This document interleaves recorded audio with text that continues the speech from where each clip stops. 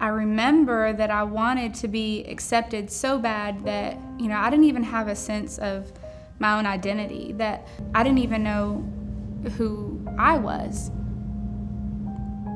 I was gonna go to this party, and when I got there were drugs and alcohol, and I had already tried a few drugs before, with relatives or other friends. I had already drank before, but not like this night. This night was really the first time that I ever kind of indulged, in that, and kind of just, there was no limit that night.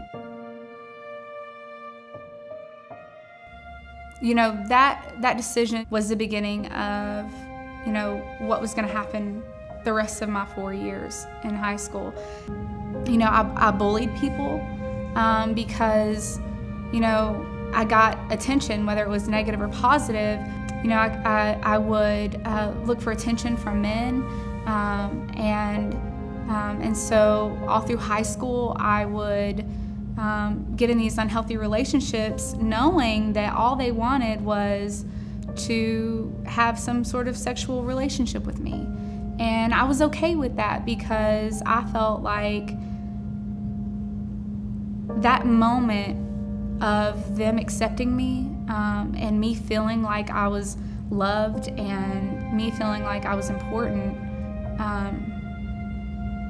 that moment was really all I needed. And that moment was okay for me, because I didn't have that at all. So I would do anything. I didn't have any boundaries. I didn't have any moral, guidelines that I would go by, because I just wanted to feel cared about. Eventually,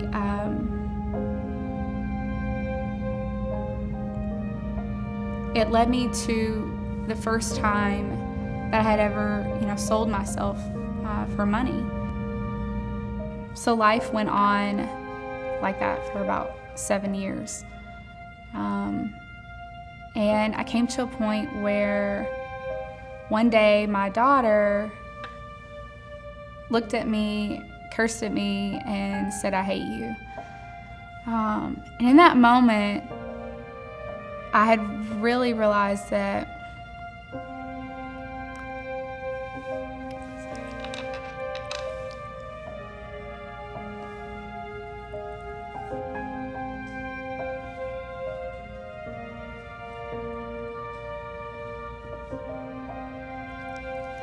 in that moment, I realized that I had become a mom that I never wanted to be.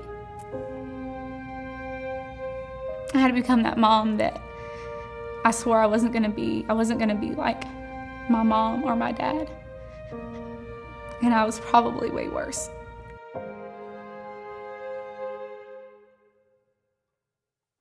My life now is so much better.